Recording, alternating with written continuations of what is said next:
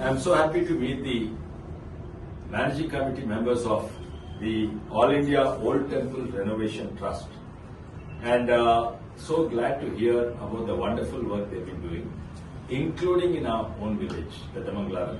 They have renovated one village, but that is only one very small example. They have renovated many temples all over India, and more of them are in Telangana state.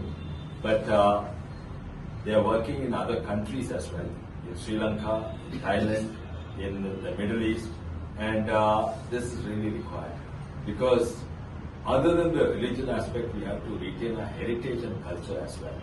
The other aspect is the spirituality itself.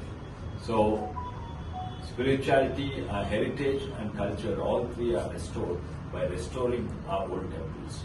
And I congratulate them and I wish them well and I extend all my support whatever I can do. Thank you, sir. Thank you, sir.